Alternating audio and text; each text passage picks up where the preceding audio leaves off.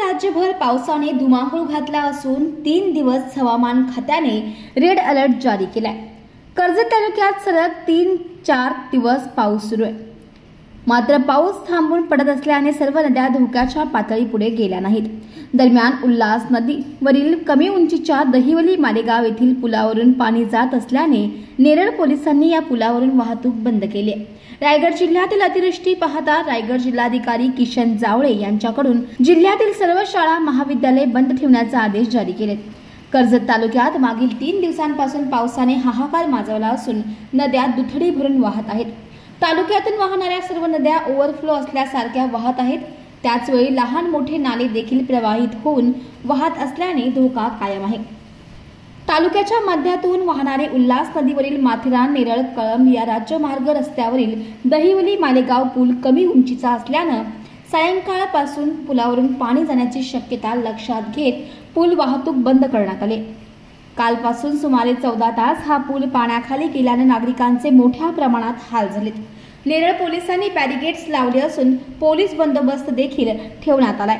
हा पूल वाहतुकीस बंद असल्याने सुमारे 40 गावांचा संपर्क तुटलाय, तर नेरळ कळंब वाहतूक पूर्णपणे बंद ठेवण्यात आले। परिणामी वाहन चालक यांच्याकडून तळवडे पूल किंवा वाकस पुलावरून पर्यायी मार्गे वाहतूक करावी लागत आहे।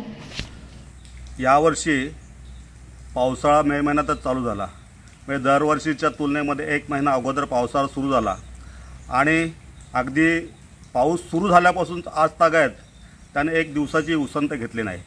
त्यामुळे महाराष्ट्रातली जवळजवळ सर्व धरणं भरले आहेत किंवा भरण्याच्या मार्गावरती आहेत आणि गेले 4-5 दिवस अतिप्रचंड पाऊस पडत आहे। सातत्याने पडणाऱ्या पावसामुळे धरणाच्या पातळ्यांमध्ये वाढ झालेली आहे आणि सर्वत्र नदी नालेसुद्धा तुडुंब भरत आहेत। अशा वेळेस धरणाचे दरवाजे जर उघडले तर मोठ्या प्रमाणामध्ये वित्तहानी किंवा जीवितहानी होऊ शकते। 1989 साली अशाच प्रकारची पूरसदृश परिस्थिती निर्माण झाल्यानंतर जलसंपदा विभागाने कुठल्याही गोष्टीचा विचार न करता धरणाचे दरवाजे उघडले आणि त्यावेळेस जांभूळपाडा वाहून गेला किंवा कर्जत वाहून गेला, अनेक ठिकाणी पूर आले आणि अशाच प्रकारची पुनरावृत्ती होऊ नये म्हणून जलसंपदा विभागाला माझी विनंती राहील की धरणाचे दरवाजे उघडायचे असतील तर रात्रीच्या वेळेस न उघडता ते दिवसा उघडावेत। सर्व नागरिकांना याची पूर्वकल्पना द्यावी, एकूण सारासार परिस्थितीचा विचार करावा आणि धरणाचे दरवाजे किती उघडावेत याप्रमाणे अभ्यास करून मगच तसं करावं। अन्यथा 89ची परिस्थिती पुन्हा या ठिकाणी उद्भवू शकते आणि जीवितहानी आणि वित्तहानी होऊ शकते।